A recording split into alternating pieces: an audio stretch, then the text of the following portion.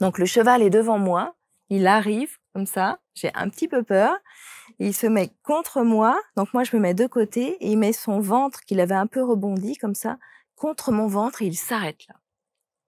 Voilà, donc je reste comme ça, je suis très impressionnée en attente de ce qui va arriver et il se met à déplacer soudainement son équilibre tout à coup vers la droite. Voilà, et il me pousse, Ouais. si bien que j'ai 2 choix en fait. Soit je recule devant mon rêve, c'est comme ça que je l'ai analysé après, soit je m'accroche à mon rêve. Bienvenue, merci de nous être fidèles. Vous allez commenter, partager cette émission, évidemment, pour cette nouvelle rencontre que l'on vous propose. L'impossibilité d'être soi-même sous peine d'être rejeté. Ce sentiment qui est toujours vivant et qui est toujours, évidemment, un sentiment qui perturbe dans son évolution et dans sa façon de devenir adolescente, jeune femme, et évidemment avec comme seul exutoire l'écriture. L'écriture presque de façon obsessionnelle et dans le seul but d'abord de partager, et éventuellement, si on partage, ça n'en est que mieux. Elle est avec nous, installée sur les canapés. Anne Lauricella est là. Bonjour Anne. Bonjour Marc. Merci infiniment d'être installée sur ces canapés. Vous êtes bien, ça va? Très bien, Bon. Parfait. Merci de m'avoir invité. Vous avez invité. un thé, vous avez tout? J'ai tout ce qu'il faut. faut. Allez, c'est parfait. L'écriture, je disais que c'était quand même... c'est votre vie. Oui, c'est toute ma vie en fait. Jusqu'à en devenir obsessionnel, comme vous l'écrivez dans la préparation de l'émission? Oui, c'est-à-dire que alors j'ai toujours écrit quand j'étais petite. J'étais un petit peu l'archiviste de la famille, j'écrivais, je remettais en scène, ce qui se passait dans la famille. Voilà et ensuite, bien quand j'ai été, expulsée de la famille, on y reviendra peut-être, Bien sûr. le seul moyen pour moi, de continuer à vivre, d'avoir une vraie raison de continuer à vivre, ça a été par les mots. Je l'explique dans le livre, Tout ce qu'elle croit, où j'explique qu'à un moment donné, j'étais, devant une fenêtre et en gros, ça fait un peu schématique comme ça, mais c'est vraiment ce qui s'est passé. Soit je sautais pour mettre fin à cette horreur, soit voilà, je me suis dit ou alors, trouver, qui je suis par les mots. Et j'avais un petit cahier, d'écolier qui traînait et tout de suite, je me suis mise, dans ce devoir d'écrire pour savoir qui j'étais. Essayez de nous décrire qu'est-ce que l'écriture vous procure. Est-ce que on dit souvent que écrire un livre c'est un exutoire et coucher sur le papier évidemment ce que l'on ressent, on ressent, ce qu'on aime ou n'aime pas ou nos souffrances, c'est véritablement quelque chose qui fait du bien. Comment est-ce qu'on peut décrire ça? Alors pour moi, avec le père que j'avais aussi, tout un contexte où je n'avais pas le droit d'être moi-même. Si j'étais moi-même, je courais immédiatement le risque de ne plus être aimée. Donc pour un enfant, c'était le risque de ne plus vivre, en fait, de ne plus être en vie. Donc l'écriture pour moi a été vraiment ce moyen d'aller voir qui j'étais en dépit de tout. Et comme finalement j'avais franchi ce feu impossible de l'exclusion, puisque toute mon enfance et mon adolescence, j'ai essayé de ne pas être celui que mon père ne voulait pas que je sois pour rester en vie.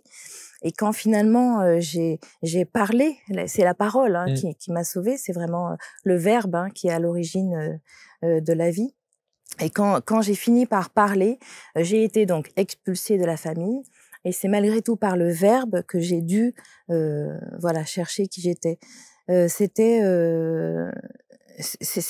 ça ou la mort en fait. Donc votre question, c'était. Non, ma question c'était comment est-ce qu'on peut réussir à décrire le sentiment que procure, en tout cas les sensations que procure l'écriture. Est-ce que l'écriture, d'abord, est-ce que c'est une écriture consciente? Est-ce que c'est une écriture que vous canalisez, que vous véritablement vous êtes devant votre page blanche et puis vous laissez comme ça Alors à cette époque-là, je ne canalisais pas encore, donc c'était pas une écriture canalisée. Par contre, c'était même pas une page blanche puisque c'était l'urgence de me dire. Donc là, quand j'étais devant cette fenêtre et soit je sautais, soit j'écrivais, j'ai pris ce cahier et il fallait dire la vérité. Donc pour moi, l'écriture, ça a été énoncer ma vérité. Et voilà, dire qui j'étais et trouver dans l'écrit de quoi avoir la preuve que je valais la peine de continuer, juste parce qu'il y avait de l'être dedans. Voilà. La peine donc, de continuer à vivre, c'est ça que vous voulez de dire. continuer à vivre, oui, de continuer à vivre. Donc pour moi, écrire, ça a été découvrir un peu qui j'étais et oser être qui j'étais dans ce petit espace que fournissait la feuille pour savoir que j'étais là quand même si j'étais expulsée de ce giron familial. Les amis, quelques secondes d'interruption dans ce programme, juste pour vous donner une information importante. Vous savez que chaque jour sur ABC Talk TV, on aime et on prend le temps de vous recevoir pour parler des pratiques et des praticiens inspirants de par leur parcours et de par leur expertise. Alors peut-être que vous aussi, vous aimeriez partager avec nous votre métier et vous installer ici dans ce studio, sur ces canapés, pour nous dire un petit peu comment vous en êtes arrivé à ce que vous êtes aujourd'hui. Alors si vous êtes à la fois thérapeute, expert, coach, accompagnant de vie et que vous avez envie d'enregistrer un entretien avec moi dans ce studio ABC Talk, il suffit simplement de postuler sur le lien qui est sur cette vidéo ou éventuellement dans la description de la vidéo et vous serez à la suite de cela référencé sur la première plateforme vidéo des thérapeutes accompagnants de vie, coachs et autres experts. Vous, en l'occurrence, je vous le souhaite et je vous dis merci de votre fidélité. Indexabc.fr ou alors le site directement abctalk.fr. Alors on est obligé bien sûr de revenir sur l'histoire de votre famille et le pourquoi du comment de ce qui a fait la femme que vous êtes aujourd'hui, parce que vous êtes construite évidemment avec tout cela, avec ces traumas. Oui. Je vous laisse évidemment nous raconter, parce qu'il y a des choses que vous avez sans doute envie de dire, d'autres moins. Qu'est-ce que vous acceptez de nous raconter pour que l'on comprenne bien le contexte familial de l'époque? Pour aller très vite, parce que c'est vrai que je n'ai pas envie de rajouter de la misère humaine et des histoires familiales misérables, voilà, parce qu'il en existe tant et que j'ai plutôt envie d'aller assez vite vers la lumière. Malgré tout, ce qu'il faut dire, je pense, c'est que j'ai eu un père complètement tyrannique et abusif dans tous les sens du terme. D'accord. Voilà. Donc de ce père abusif, en fait, je pense que ça date de mon état de bébé, en fait. Même dès que je suis née, j'ai su que je serais l'objet de mon père, que je n'avais pas d'autre issue que d'être dans cet environnement-là paternel. Mon père était sicilien en plus, donc je pense que ça rajoute dans ce côté emprise, voilà, parce que j'ai vécu vraiment une emprise d'un homme extrêmement tyrannique et qui ne permettait pas que je sois qui j'étais, mais qui ne me concédait que ce qu'il avait décidé que je serais. Alors qu'est-ce que votre père ne voulait pas que vous soyez, puisque c'est ce que vous venez de nous dire? Je pense qu'il ne voulait pas que je sois moi-même, puisque ça représentait un danger dans le fait que je n'aurais plus été sous son emprise. D'accord. Voilà. Donc, il avait décidé que je serais tel enfant, plutôt très sage, plutôt littéraire. Ce que vous avez été. Ce que j'ai été, bien sûr, par survie, en fait. Hein, voilà, un enfant va savoir intuitivement qu'il faut qu'il réponde à l'instance de ses parents s'il veut survivre. Après, il y a plusieurs schémas de personnalité. Il y a des personnalités qui vont ruer dans les brancards, partir, voilà. Moi, j'avais la personnalité d'obéir, de me faire discrète. Voilà, de me faire discrète. C'était ça, c'était mon arme de survie jusqu'à un certain point. Alors, donc cet enfant, effectivement, vous parlez de cette famille compliquée. Vous allez quand même faire des études de lettres? Oui, j'ai fait des études de lettres. Oui. Et puis, il y a une date charnière, il y a toujours des déclencheurs. Oui. Il y a toujours. Vous dites qu'à 24 ans, oui, il y a quelque chose qui émerge chez vous. À 24 ans, des souvenirs me sont revenus. Alors, on lit ça souvent dans les histoires d'emprise comme ça, de pères incestueux, puisque c'est de ça qu'il s'agit. Et donc, des souvenirs me sont revenus comme des diapositives comme ça qui ont ressurgi une nuit sur l'écran noir de mes nuits blanches. Voilà, et sont revenus des souvenirs, voilà, donc comme des diapos. Et là, je me suis dit, mais ça porte un nom, ça. Voilà. Alors, j'ai de nouveau oublié ces souvenirs. Ça devait être septembre-octobre. J'ai oublié les souvenirs jusque décembre. Décembre, ils sont revenus. Et j'ai décidé de parler. Donc, c'était un contexte de Noël. Voilà, donc comme actuellement, c'est marrant. Les pieds dans le plat. Voilà, les pieds dans le plat et à dire, voilà, il s'est passé quelque chose et je tiens à le dire. Ça me fait penser à un thérapeute que je connais bien et qui a mis en place une méthode qui s'appelle la méthode Festen. Je ne sais pas si vous avez entendu parler de ça. Mais j'ai vu le film. Vous avez vu le film bien aussi, sûr. Bien sûr, issu du film. Oui. Méthode Festen, où effectivement, dans la famille, d'un seul coup, il y a oui. une réunion de famille pour célébrer un anniversaire, je crois. Oui, c'est ça. C'est le patriarche, c'est l'anniversaire du patriarche. Oui, c'est ça. Et il y en a un qui se lève, qui lève son verre comme ça, et qui va tout sortir. Voilà, c'est ça. Et qui va tout dire. Vous avez fait ça? Oui, mais le noyau familial était tout petit. Mais j'ai fait ça, mais c'était pas une décision, c'était vraiment... moi, je suis téléguidée par l'être, en fait. Hein. Donc, c'est l'être qui me dit, là, il faut dire ça, là, il faut faire ça. Donc, j'ai simplement parlé, en effet. Voilà. Et ça n'a pas été admis, donc j'ai été exclue. Voilà. Sauf vraiment exclue de la famille. Est-ce qu'à 24 ans, ça veut dire quoi, exclue? Vous n'avez plus le droit de revenir à la maison?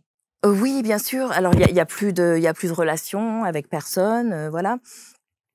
Et surtout, comment dire, c'est pas l'histoire à 24 ans, puisque à 24 ans, quand on a été vampirisé comme ça depuis l'âge de bébé, c'est comme si on perdait malgré tout repère et que on a beau être content d'être sorti de cette situation parce qu'on savait qu'il n'y avait pas d'autre solution que d'en sortir. Néanmoins, quand on se retrouve dehors, il faut tout construire. Voilà. Et à partir de rien, vraiment le néant, puisque c'est ce néant dont son père, tellement charismatique, avait dit que ça ne valait rien. C'est-à-dire que toutes les lois qui étaient édictées, c'était des lois intrafamiliales, tout le reste n'existait pas. Et on se retrouve tout à coup catapulté à l'extérieur. Et il faut se créer soi-même dans un contexte dont on sait qu'il n'était pas validé par la famille. Bon, et tout ça... Voilà, c'est tout un travail. Tout ça parallèlement à l'écriture qui continue, j'imagine, à ce moment-là? Alors l'écriture, justement, c'est à ce moment-là qu'elle sert comment dire, d'outil pour aller chercher qui on est. Voilà, c'est ce moment-là, ce moment à la fenêtre où on se dit bon bah soit j'arrête tout puisque je n'existe plus du tout ni dans la famille, ni voilà, soit je continue à être quelqu'un, je décide d'investiguer qui je suis et je commence l'investigation. Est-ce que ça c'est une pensée que vous avez conscientisée ou vous imaginez peut-être que c'est quelque chose qui vient d'ailleurs et qu'on vous a soufflé? Oui, maintenant je pense que c'est quelque chose qu'on m'a soufflé, bien sûr. Voilà. Et quand je relis certains de mes poèmes, parce que c'était surtout de la poésie que j'écrivais, et quand je relis certains de mes poèmes, je me dis mais c'est fou. Aujourd'hui, je dirais que c'est mon guide qui m'a dit ça. Et à l'époque, je savais pas en fait d'où ça venait. Des poèmes comme je suis la vie, son courant même. Tu ne pourras pas résister longtemps à son courant. Voilà, c'était un petit haïku comme ça. Et ça me faisait du bien de l'écrire, mais je savais même pas d'où ça sortait. Et finalement, j'ai suivi comme le petit pousset les cailloux pour sortir de ma forêt de ténèbres.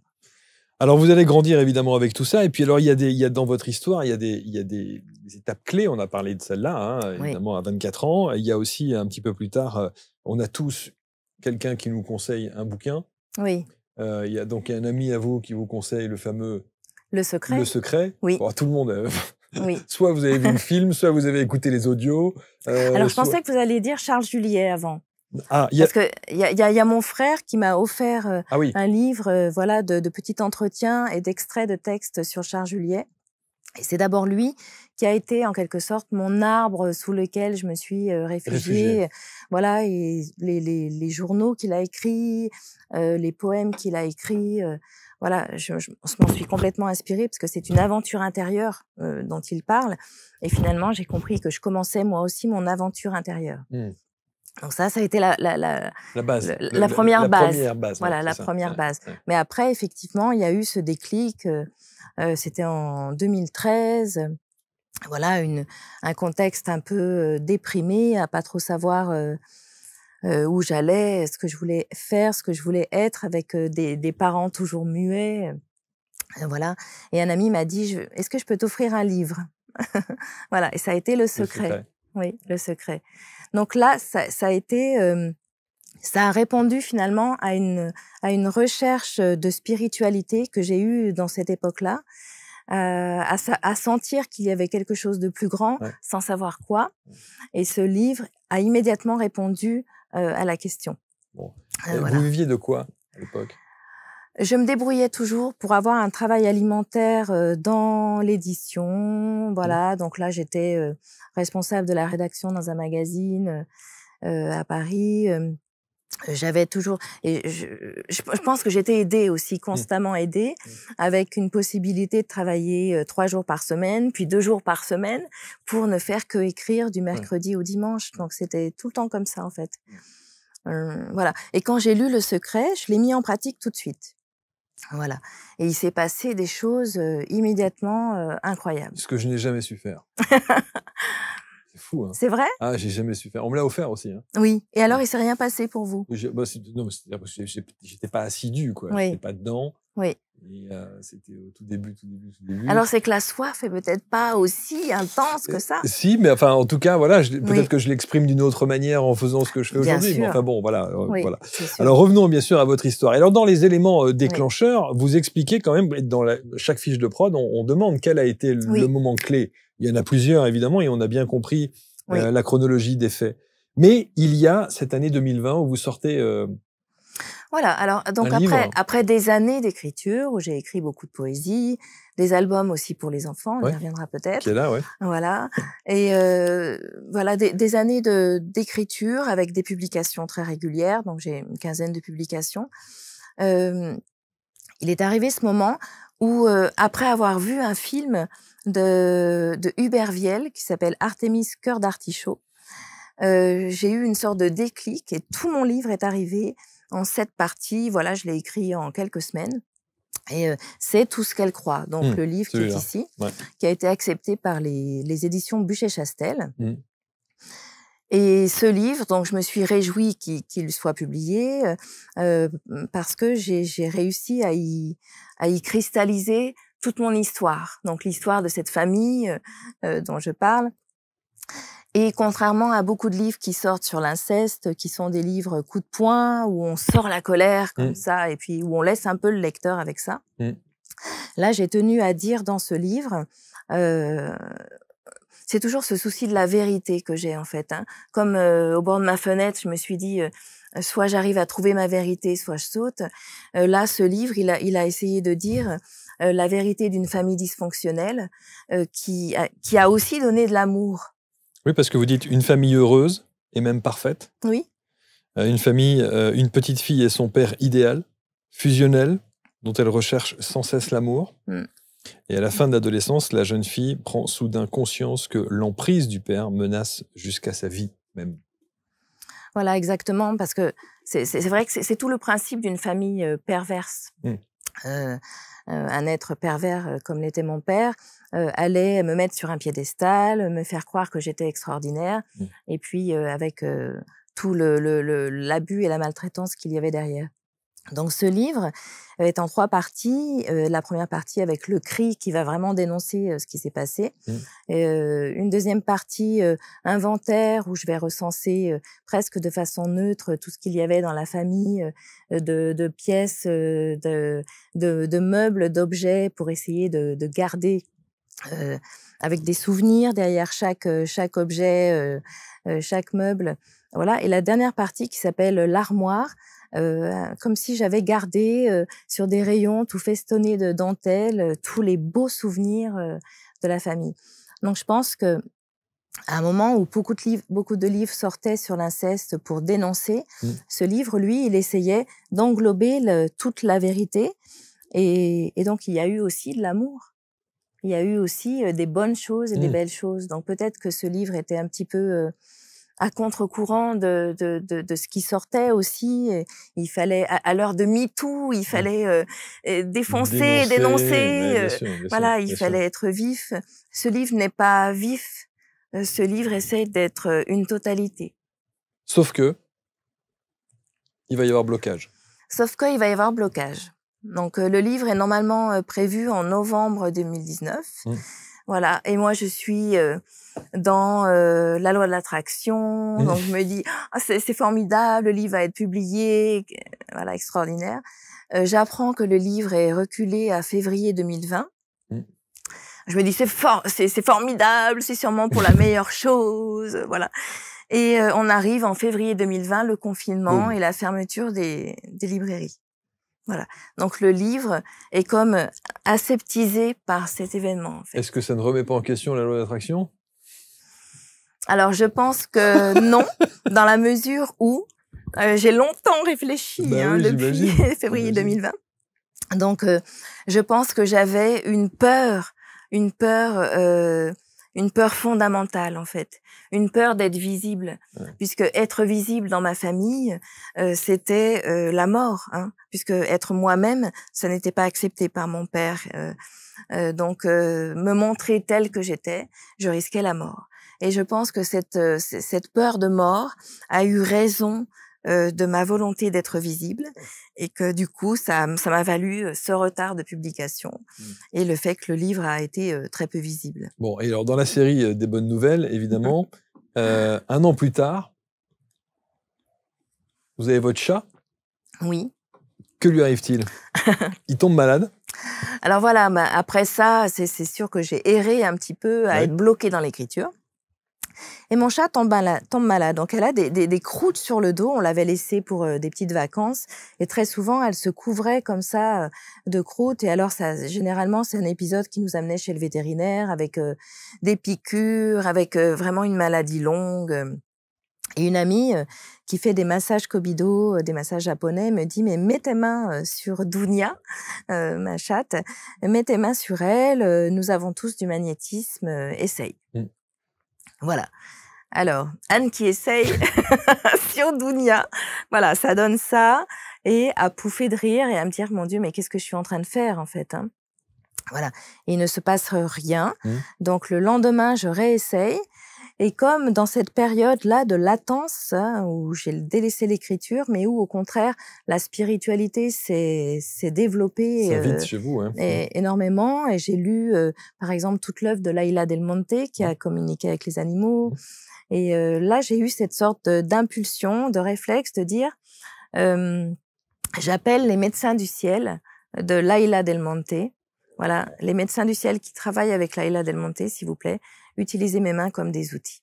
Et là, j'ai senti mes doigts, tous mes doigts vibrer très fort. Et j'ai visualisé que toutes les croûtes s'en allaient, voilà, que toute l'énergie de santé passait par mon chat, par Dounia.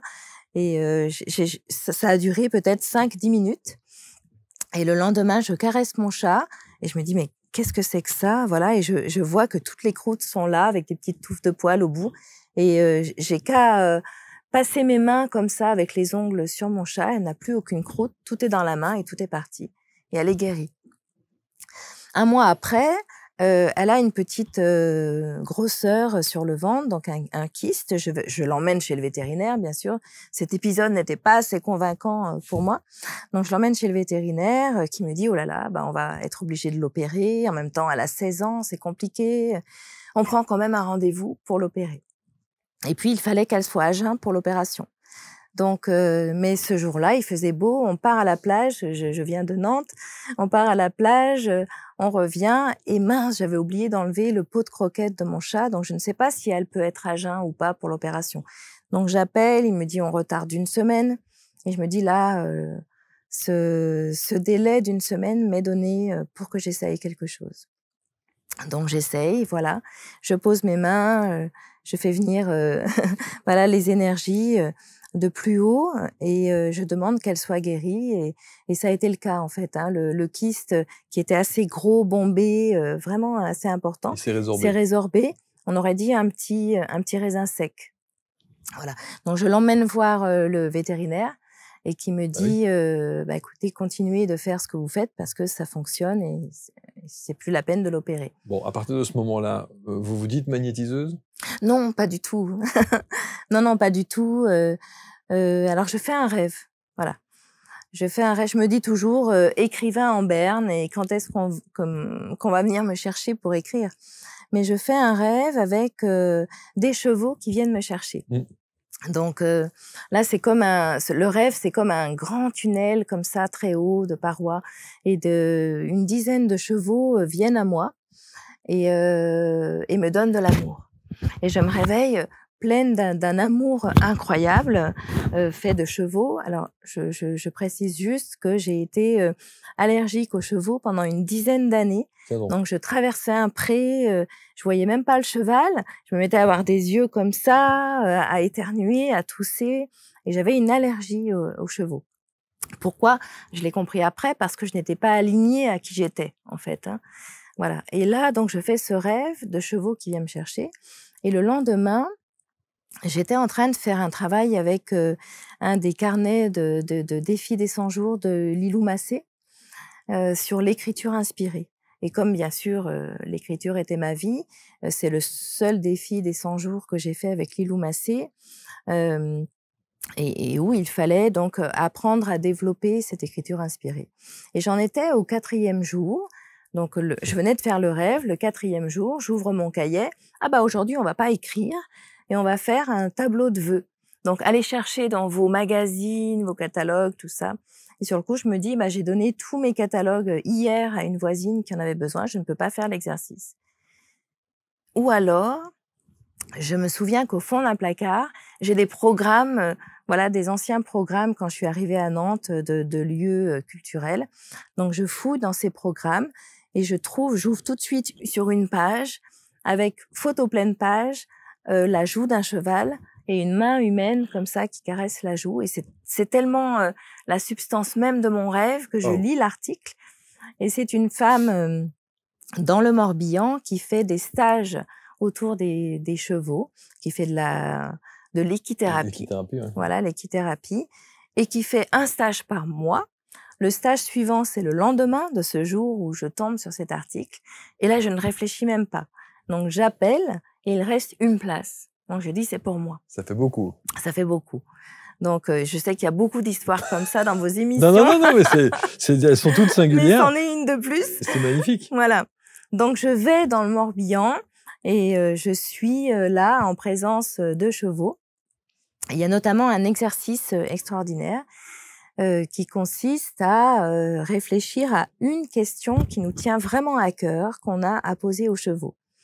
Et donc, on doit se concentrer sur cette question avant de rentrer dans le pré, où on va devoir choisir parmi une dizaine de chevaux.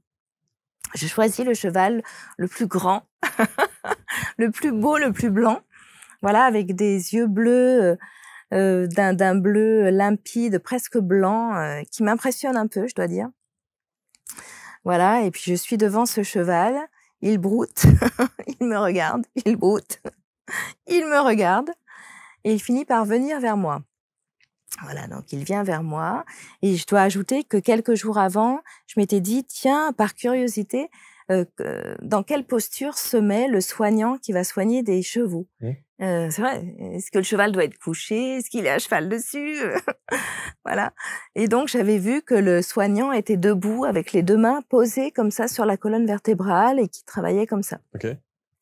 Donc, le cheval est devant moi, il arrive comme ça, j'ai un petit peu peur, il se met contre moi, donc moi je me mets de côté et il met son ventre, qu'il avait un peu rebondi comme ça, contre mon ventre et il s'arrête là. Voilà. Donc, je reste comme ça, je suis très impressionnée en attente de ce qui va arriver. Et il se met à déplacer soudainement son équilibre tout à coup vers la droite. Voilà. Et il me pousse. Ouais. Si bien que j'ai deux choix, en fait. Soit je recule devant mon rêve, c'est comme ça que je l'ai analysé après, soit je m'accroche à mon rêve. Voilà. Et je me suis en fait accrochée à sa colonne vertébrale et je me suis retrouvée dans la position de la soignante. Et là, j'avais des larmes de délivrance qui coulaient. Voilà, j'ai su que ça voulait dire que, parce que j'ai oublié de dire que ma question c'était, est-ce que c'est vrai que je dois aller vers le soin? Et au départ, je croyais que c'était que vers le soin, vers les animaux. Ouais. Donc, est-ce que je dois soigner les animaux? Et pour moi, la réponse était oui. Et donc, Martine Claire, qui organisait ces stages d'équithérapie dans le Morbihan sur les terres d'Illich, m'a dit, je vois tout à fait le bien que tu fais aux animaux, le bien des chevaux en ta présence, tu as quelque chose à faire là-dedans. Waouh. Et elle me dit, ma meilleure amie fait des stages de communication animale et de magnétisme. Donc, si tu veux, je te donne son adresse. Et 3 semaines après, me voilà donc chez cette amie qui s'appelle Aurélia Boulino, et qui me fait un stage, donc je suis seule avec elle, un stage individuel, le samedi et le dimanche. Et le samedi, je travaille sur le magnétisme. Donc, je fais un soin à un cheval. Un cheval, ouais. Voilà, et le cheval se sent tellement bien qu'il y a un deuxième cheval qui vient de loin et qui va profiter du soin. Donc, Aurélia me dit, regarde, il y en a un deuxième qui scotche, là, c'est pour toi. Voilà. Et le dimanche, c'était initiation à la communication animale. Elle me donne des photos. Et là, j'ai la photo d'un cheval et il fallait écrire des phrases. Donc, la première phrase qui me vient avec le cheval, c'est je suis pas un âne. Donc, j'écris comme ça, je suis pas un âne. J'ai un chat blanc aussi et simplement, j'ai cette image qui me montre ses oreilles. Voilà, donc je dis, le chat blanc, c'est juste qu'il me montre ses oreilles. Donc, correction de l'exercice. Que t'a dit ce cheval? Je suis pas un âne. Elle me dit, mais sur quel ton il te l'a dit? Et là, je ne savais même pas que je savais le ton. Mais je lui dis, sans réfléchir, « Oh, je suis pas un âne quand même !» Voilà. Et là, elle éclate de rire, Aurélia, et elle me dit, sa gardienne, parce que dans le métier, on dit gardien, sa gardienne vient d'acheter un poney. Elle lui préfère le poney parce qu'elle dit de lui qu'il a une tête de mule. Voilà. Incroyable. Et le chat, elle me dit, mais il t'a montré ses oreilles parce qu'il est sourd. Voilà. Donc, elle me dit, c'est un bon début, continue. Fabuleux. Comment est-ce que vous arrivent ces informations alors? Parce que, est-ce que c'est de la clairaudience? Est-ce que c'est... Alors, c'est pas de la clairaudience, je pense que c'est de la clairconnaissance. Ok. Voilà, c'est-à-dire que je l'écris par écriture inspirée, puisque grâce à ce cahier de défi des 100 jours de Lilou Massé, j'ai beaucoup développé l'écriture inspirée. Et je me rends compte qu'en fait, c'est quelque chose que je sais. Mais je sais pas comment je le sais. Je suis désolée, j'ai pas de réponse. Non, mais moi, je suis toujours fasciné. Je pose toujours la même question parce que je suis fasciné par ça. Je me dis, mais comment vous avez cette information? Est-ce qu'elle vous arrive comme ça, comme une sorte de télépathie ou d'un seul coup, voilà Alors, est-ce que ça vous est déjà arrivé que le téléphone sonne et que vous vous disiez, tiens, ça doit être Patrick? Voilà, ça vous est déjà arrivé? Oui, ça m'est déjà arrivé. Et c'est lui. Bien sûr. Oui. Voilà, c'est ça, en fait. C'est ça. Et je pense que là aussi, nombreuses sont les personnes qui disent ça ici sur ces canapés. Toutes les personnes, on a tous de l'intuition. Bien sûr. Et si on décide de le développer, c'est possible de le développer. Voilà. Et peu de temps avant aussi, je dois dire qu'il m'était arrivé aussi deux choses. C'est que le beau-père de mon compagnon et le frère de mon compagnon, au moment où ils sont décédés, je l'ai su un petit peu avant, en fait. Là, j'étais en train de faire la vaisselle et tout à coup, j'ai dit à mon compagnon, il faut l'appeler. Je sais pas pourquoi, mais il faut l'appeler, il y a un problème. Voilà. Et on a appelé, donc l'un était à l'hôpital, il allait mourir le lendemain. Voilà, même chose pour l'autre, où j'ai fait un rêve aussi après pour le frère de mon compagnon qui était handicapé. Et j'ai fait ce rêve 2 jours après sa mort, où je l'ai vu plus du tout handicapé, il était handicapé psychomoteur, et je l'ai vu radieux, debout, et descendre une colline comme ça jusqu'à moi, et tout en sueur, me regarder en souriant. Donc, en fait, c'est-à-dire que vous avez cette communication animale parce que c'est un angle que vous aimez particulièrement au travers des animaux, mais votre communication intuitive, elle va beaucoup plus loin que ça, puisqu'elle est également adaptable. Vous avez la même chose, vous recevez les mêmes informations pour des défunts ou pour de la voyance, ou voilà. Ça va plus loin, en fait. Oui, exactement. En fait, j'ai découvert que finalement, 25 années d'écriture passées à me mettre dans un état où j'attendais de recevoir en fait de la poésie, et où la poésie me venait comme ça par inspiration. Et ce qu'on appelle l'inspiration, c'est en fait l'ouverture d'un canal et où on est d'accord pour recevoir quelque chose. Mais ça, je le savais pas à l'époque. Et même à l'époque, tout ce qui était de cet ordre-là, un peu ésotérique, un peu invisible, me faisait très peur. Même. C'était pas du tout, voilà, pour moi. Et en fait, je l'ai vécu quand même malgré moi, en fait. Et alors, donc, avec toutes ces synchronicités, toutes ces preuves tangibles, à un moment donné, vous vous dites, bon, ben voilà, je suis suis médium, je suis... Alors non, non, non, pas du tout. J'y suis allée vraiment petit à petit. Donc après le stage d'Aurélia, j'étais juste émerveillée en fait. Moi qui avais lu tellement Laïla Del Monte, de me dire que moi aussi je pouvais aller explorer. Donc je pense que j'ai aujourd'hui encore cette humilité de me dire c'est extraordinaire en fait d'avoir accès à tout ça. Donc non, j'ai décidé de faire une formation longue. Donc, j'ai trouvé une formation avec Séverine Cabri, une formation qui s'appelle Holy Learning, qui est en partie en ligne et en partie à Toulouse. Voilà, où là, j'ai appris à développer la communication animale, la médiumnité. Eh oui, voilà, bien sûr. Et j'avais besoin d'apprendre avec un professionnel qui nous apprenne aussi à nous protéger. Quand j'ai cherché une formation qui parle de protection, parce que j'avais un petit peu peur, en fait, d'aller dans ces sphères où on pouvait faire toutes sortes de rencontres. Oui, oui, c'est pas faux. Il y a tous ceux qui pratiquent, évidemment, nous disent qu'il y a des protocoles à faire avant, après, pour protéger tout ce qui va bien. Mais entre le magnétisme, la communication animale, la communication avec les défunts, vous avez le combo quand même. Alors, la communication avec les défunts, c'est vraiment petit à petit comme ça que je me suis rendu compte que c'était possible aussi et que ce canal qui était ouvert, c'était à moi de le conjuguer un petit peu à ce que je voulais. Voilà, donc je me suis aperçue qu'en effet, si on me donnait une photo, parce que pour les communications animales, je travaille d'après photo. Voilà, finalement, l'animal, si je le rencontre, il va être un peu perturbé par la rencontre, il va vouloir me faire la fête, voilà. Et à la limite, son être terrestre va venir perturber tout ce qu'on peut s'échanger sur un plan astral.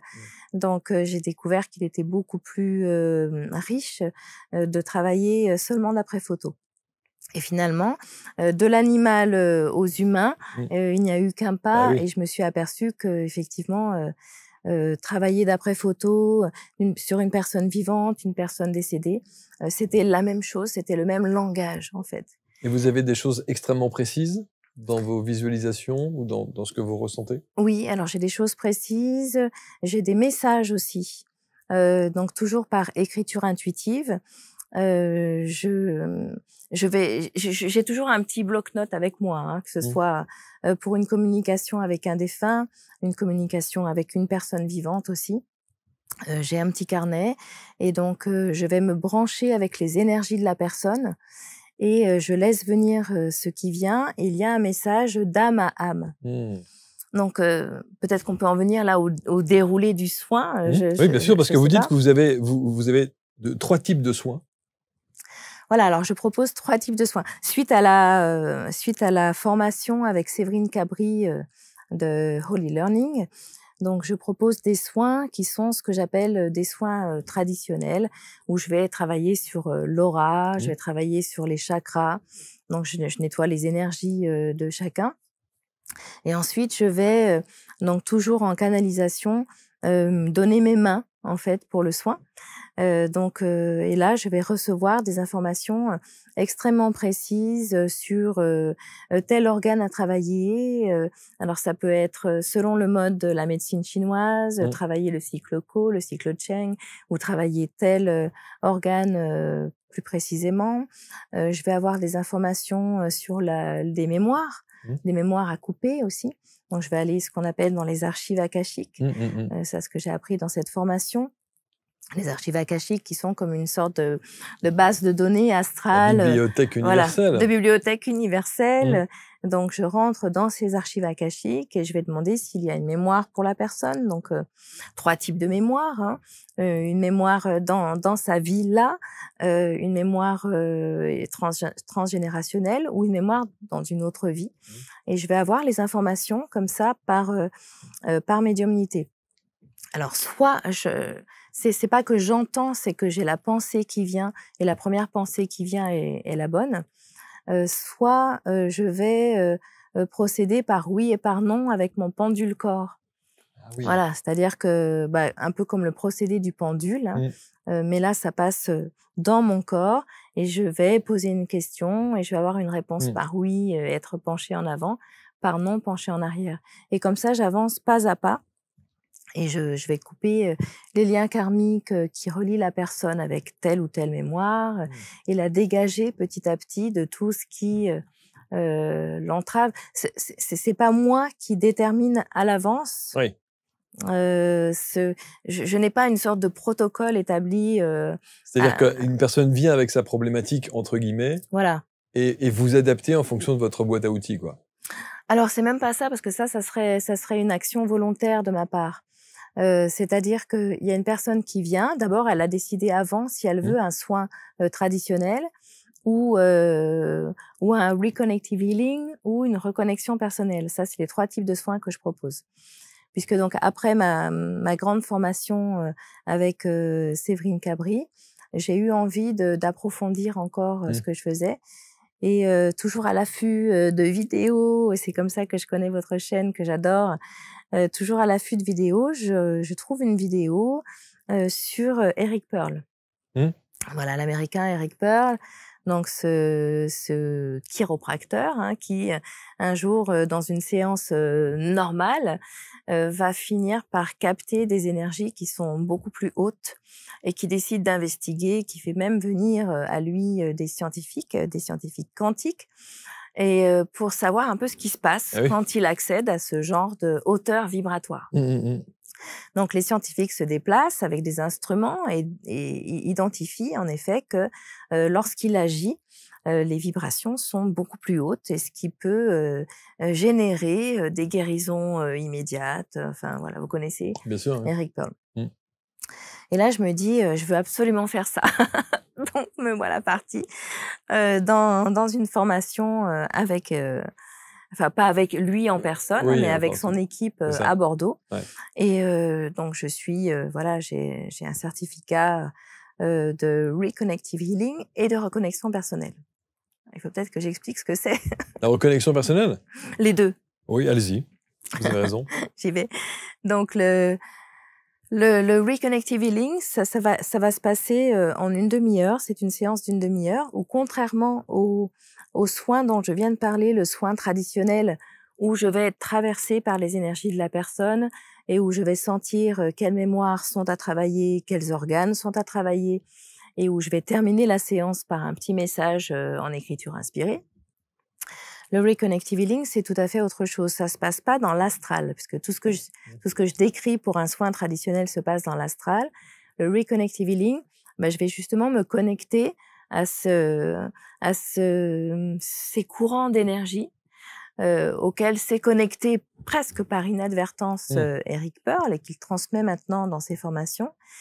Et c'est au-delà de l'astral.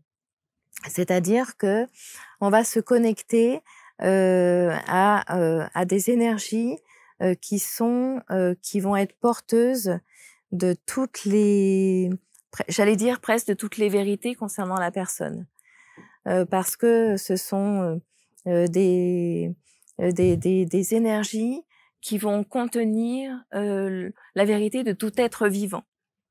Donc c'est comme si, c'est un peu immense de dire ça comme ça, mais c'est un peu comme si on se rappelle qu'on est nous aussi juste partie du vivant, et qu'à partir du moment où on se rappelle cela, on va être en connexion. Il nous apprend les chemins pour être en connexion avec cette énergie-là, et on va être en connexion avec l'énergie du vivant. Or, dans l'énergie du vivant, si on veut, il y a tout ce qu'il y a de mieux pour le vivant. Une plante, quand elle pousse, c'est pour pousser de manière radieuse, c'est pour pousser dans une parfaite plénitude. Voilà, on a en nous, quand on est aussi, des informations, j'allais dire, intracellulaires. Nos cellules, fondamentalement, savent qu'en fait, elles ont en elles toutes les informations de santé et d'alignement et de bienfait. Donc, en me reconnectant, moi, à ces énergies de plénitude, de bien-être, de perfection qui concernent tous les êtres vivants, mes cellules vont vibrer à cette hauteur-là, se dire « Ah mais ouais, je me souviens en fait, on est venu pour ça, pour vivre cette plénitude du vivant. » Voilà. Et mes cellules vibrant dans cette plénitude, alors je fais ce geste parce que lui, il préconise ce genre de geste-là pour se souvenir qu'on est dans ce flux du vivant. On peut le faire tout à fait sans le geste. Il y a des praticiens de Reconnective Healing qui même se contentent, j'allais dire, de faire une méditation. Et dans cette méditation, vont élever leurs vibrations. Et ces vibrations très hautes vont aller connecter les énergies de la personne qui est là, qui est allongée sur la table. Et c'est une action de mémoire, en fait, hein, d'énergie en mémoire. Voilà. Et moi, je me contente de faire ça pour moi, en fait. Je vis cette séance pour moi. À la limite, je peux même oublier la personne, ça se passera pareil, hein, voilà.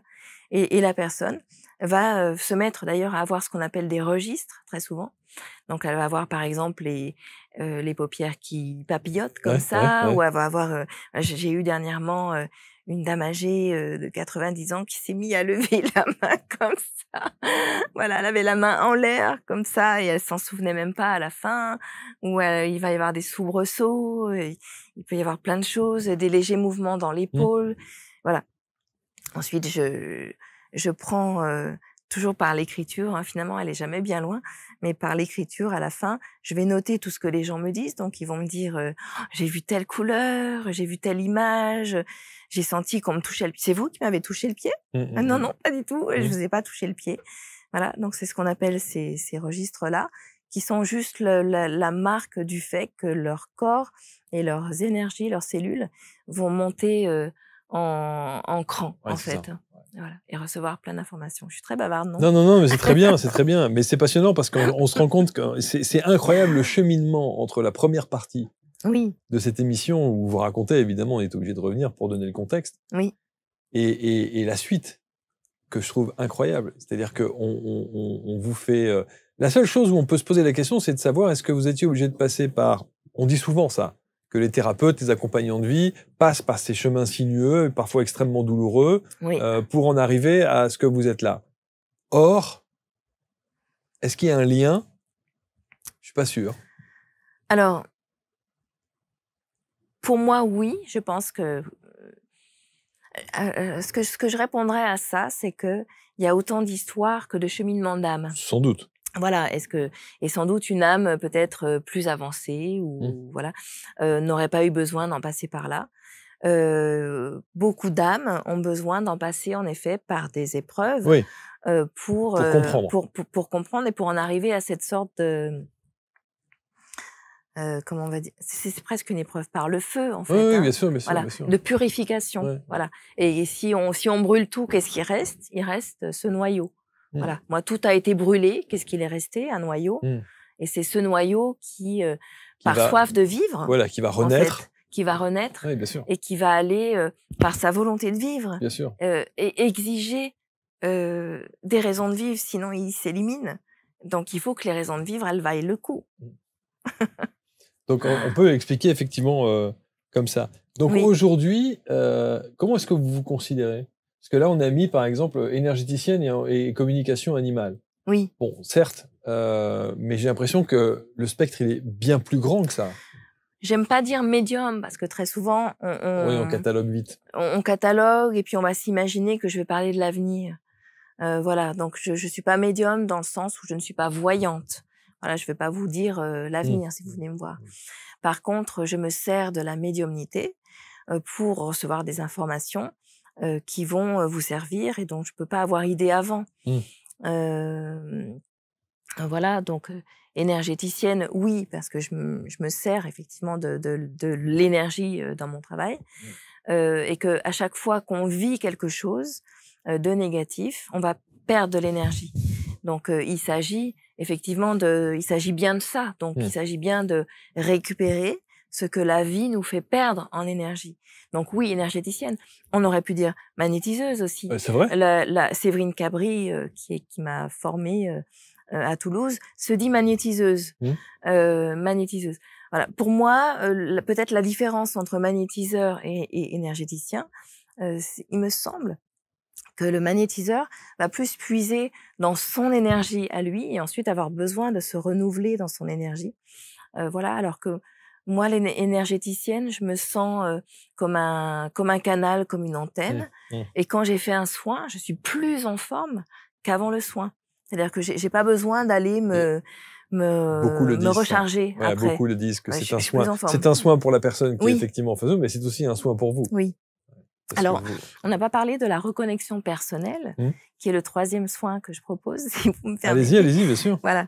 Donc, soin traditionnel, Reconnective Healing, qui dure 35 minutes à peu près, 30 minutes. Et reconnexion personnelle, c'est un soin un peu exceptionnel. Que Eric Pearl propose ce soin qui ne se passe pas du tout de la même façon que les autres. C'est-à-dire que là, la personne est allongée. Les autres soins, je peux les faire à distance. Hein. Tous mes soins, je les fais à distance. Hein, Sauf que celle-là, non. Sauf la reconnexion personnelle.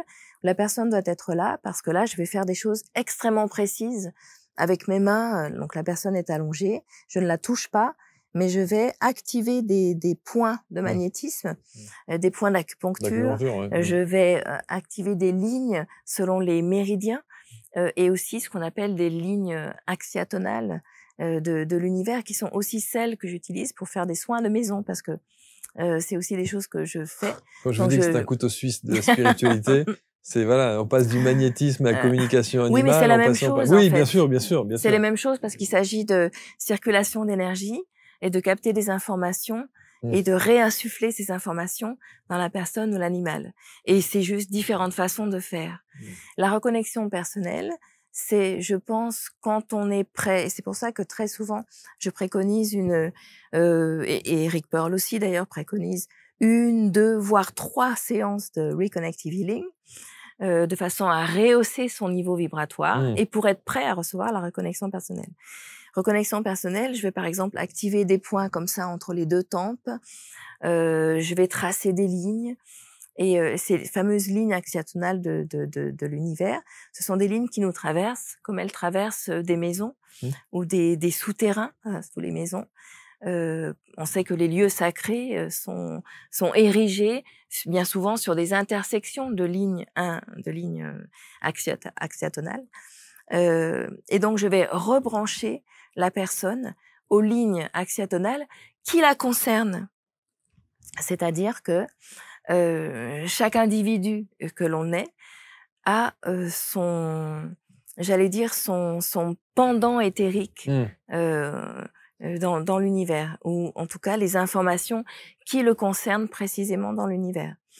Donc, en retraçant ces lignes et je fais presque un travail d'électricien qui va rebrancher la personne à ces informations, la personne va être tout à coup plus en phase avec elle-même. C'est un peu comme de chausser les lunettes pile à sa vue. C'est un peu comme d'être complètement ancré, érigé, aligné. C'est comme si par claire connaissance, on transmet à la personne ce pourquoi elle est venue sur Terre.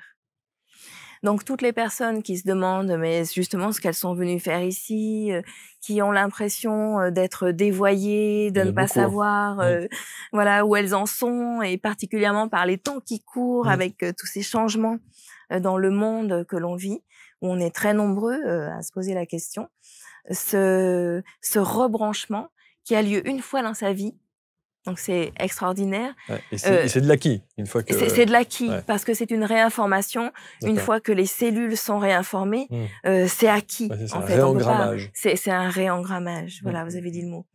Donc, une fois qu'on est réengrammé, c'est fait. Alors, j'ai des personnes là qui hésitent, par exemple, parmi mes clientes qui sont là à dire j'ose pas trop parce qu'elles ont peur du tsunami que ça peut provoquer. Oui, bien sûr. Et par voie de conséquence, c'est plus impacter aussi son entourage et le reste, parce qu'il peut y avoir des changements de vie après. Alors, il peut y avoir des changements de vie. Prise de conscience. Oui, comme ça. Il peut y avoir des changements de vie. Mais ce que je pense, c'est que quand on le fait, c'est qu'on est prêt pour ces changements de vie, et qu'on est prêt à en assumer les conséquences. Bien sûr, bien sûr. C'est un petit peu comme chez un psy, quelqu'un qui aurait peur d'aller chez le psy, et on va lui dire, mais votre inconscient saura vous protéger, et ce qui viendra à votre conscience, c'est ce que vous êtes capable d'assumer. C'est la même chose. Donc, on me demande si les changements sont immédiats après une reconnexion personnelle. Oui, ça peut. Il y a des personnes qui vont avoir des conséquences immédiates suite à cette reconnexion. D'autres, ça peut prendre plusieurs semaines, plusieurs mois, voire même 6 mois, où il y a des personnes qui 6 mois après vont se dire bah il s'est rien passé en fait. Oui. Et en fait, quand elles se retournent, elles voient l'évolution ou le changement. Le changement. C'est un peu, ça peut être comme un changer de direction, faire changer de direction à un paquebot. Alors parfois, ça prend du temps comme ça de changer de direction, mais le temps passe et on voit que la direction n'est plus la même. Et l'écriture? Alors l'écriture est quand même toujours là. J'ai publié donc récemment, c'est dans cette collection aux éditions Palette, Si l'art m'était compté, un livre dont j'ai eu plaisir à à l'instituer comme un hommage à Laila Del Monte, qui m'a tellement appris. Et donc, ce livre sur Gauguin, parce que c'est une série de livres aux éditions Palette, qui raconte des histoires que j'ai inventées à partir d'une vingtaine de tableaux de peintres. Ok. Voilà, parce que je suis aussi conteuse. Pastel. Voilà. Et donc, j'ai eu cette envie de rendre hommage à Laila Del Monte. Et comme ça, alors on parle de claire connaissance, comme ça, tout naturellement, m'est venue l'envie de le faire avec Gauguin.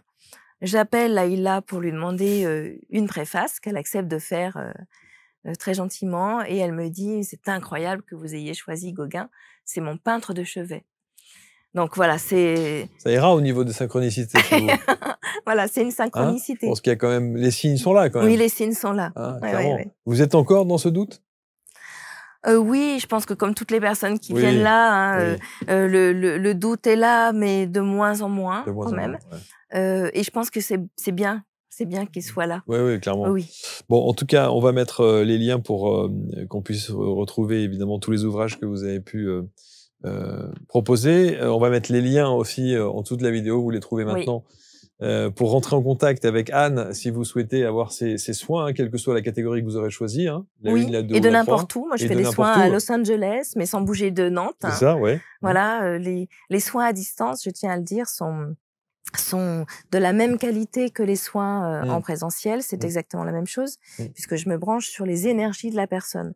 Donc, dès que je rentre en connexion avec une photo... c'est ça, il vous faut juste le support de la photo. Il faut juste la photo. C'est exactement comme si la personne était en face de moi. Bon, est-ce que vous êtes en paix? Il y a du chemin encore pour être tout à fait en paix, je dirais. Mais vous êtes sur le chemin. Mais je suis sur le chemin. En tout cas, vous avez trouvé votre voie. Oui, clairement. Clairement, c'est un grand bonheur j'imagine, d'apporter ce soutien aux personnes qui viennent me voir. Et alors, je tiens à dire aussi quelque chose sur la communication animale.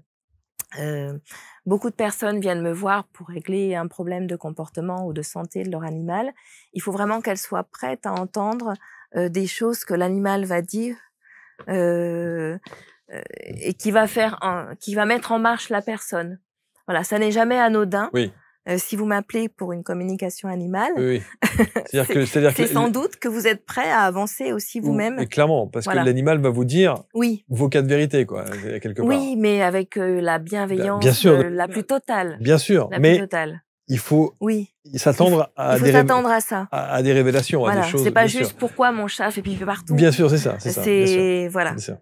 Il va être un élément miroir et la plupart du temps, à 90%, je dirais, les animaux ont beaucoup de choses à vous dire.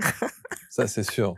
Et vous êtes d'accord avec cette phrase qui dit que l'animal est le reflet de son maître? Oui, complètement. Ça, c'est sûr. Mais énormément d'animaux sont là pour... Est-ce que j'ai le temps pour une anecdote? Allez-y. Oui. Voilà, c'est pour une petite rate. On m'avait appelé pour une rate qui était aveugle, donc la personne l'avait toujours vue aveugle. Et en plus de ça, ça ajoutait des problèmes pulmonaires. Donc la personne se demandait si elle voulait être euthanasiée. Donc je rentre en communication avec la rate et là je sens immédiatement que je suis en lien avec une sagesse. Voilà, une sagesse beaucoup plus haute que la normale, parce que parfois dans les animaux on a affaire à des sages. Et donc la rate me dit, mais en gros, c'est pas moi qui ai besoin d'un soin, c'est elle. Et elle me dit que depuis le confinement, sa gardienne est complètement enfermée sur elle-même, qu'elle n'ose plus sortir, etc. Voilà, et qu'il va falloir qu'elle s'accepte. Elle me dit aussi des choses très précises, comme il faudrait qu'elle se remette à chanter. Voilà. Donc je finis par transmettre ce message à la personne, en disant « Je crois que votre rate avait beaucoup de choses à vous dire » et la personne est tout de suite en larmes. Voilà, et en disant, «Elle a complètement raison, je ne sors plus de chez moi, je suis devenue totalement insociable et c'est vrai que je chantais beaucoup auparavant et que je ne chante plus». Voilà. Et donc la personne complètement, étonnée de ces du résultat de cette communication me dit: «Bah, je suis d'accord pour faire un soin avec vous». Donc elle fait un soin avec moi le vendredi et le dimanche, j'ai un SMS de la personne qui me dit, «Vraiment désolée de vous déranger un dimanche, mais ce qui se passe est trop extraordinaire, ma petite rate a ouvert Ouais. les yeux et en fait elle est voyante». Wouah! Voilà, elle est voyante et donc le fait que cette rate a compris que cette femme allait se prendre en main et comprendre qu'elle allait mal, elle n'avait plus à lui montrer qu'elle était en train de s'aveugler et de se fermer au monde. Elle n'avait plus besoin, de l'aveuglement, elle n'avait plus besoin des poumons qui sont, le signe, donc les méridiens du poumon, c'est la tristesse, la joie. Quelqu'un qui n'était plus capable d'exprimer la joie.